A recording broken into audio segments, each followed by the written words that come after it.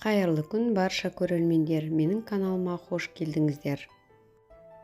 Бүгін сіздермен бетіне штрезель үгіндісі себілген үлпілдек, жұп-жұмсақ булочкидің жасалу жолымен бөлісетін боламын. Видеоны соңына дейін қарап, менімен бірге болыңыздар.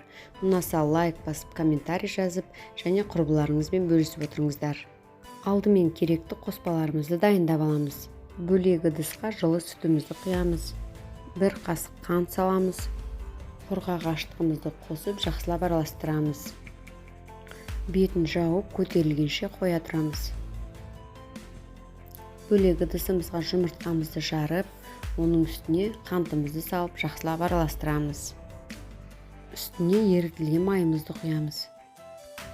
Аздап тұз саламыз. Араластырамыз. Үстіне көтеріліп дайын болған опорамызды құйып араластырамыз тағы да. Електен өткізіп дайындап алған ұнымыздың үстіне ванилин қосамыз.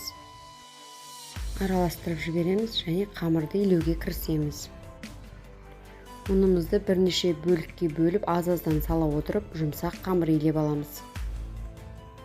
Міне қамырымызды илеп алдық. Енді астына май жағып, бетін жауып, жылы жерге 1,5 сағатқа көтерілуге қойып қоямыз. Енді булочкамыздың бетіне себетін штрезель үгіндісін жасайтын боламыз. Ол үшін бөлек ыдысымызға қант саламыз. Бөлме температурасындағы жұмсақ сары майымызды саламыз. Ұнымызды салып, қасықпен біріккенше жақсылап араластырып аламыз.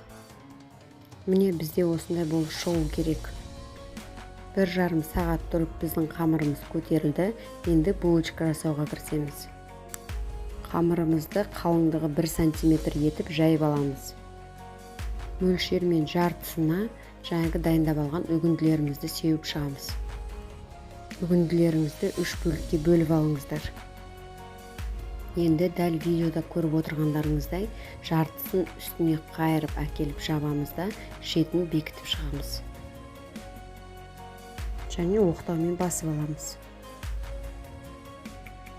Енді осы жайып алған бөліктің тағы жартысына үгінділерді сеуіп шығамыз. Дәл алдыңғыдағыдай 3 рет қайталайсыздар. Тағы да қамырымызды жауып, шетін бекітіп шықтық. Оқтаумен басып аламыз. Қалған үгінділерімізді сеуіп, бір-біріне біріктіреміз. Айтпақшы, үгіндіден бетіне себуге біраз алып қалуды ұмытпаңыздар. Енді қамырымызды бірдей етіп бөліктерге бөліп шығамыз.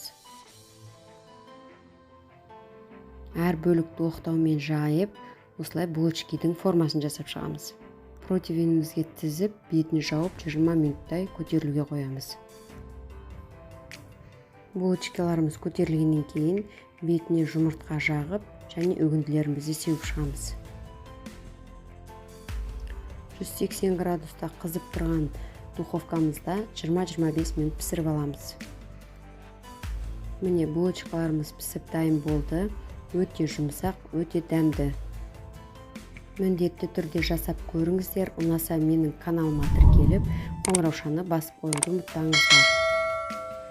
Сіздермен қоштаспаймын. Алдыда әлі де неше түрлі рецепттер салатын боламын. Сіздермен бірге болған мен Меруерт. Міндетті түрде жасап көріңіздер. Шаймен ішкенге өте керемет ас болсын.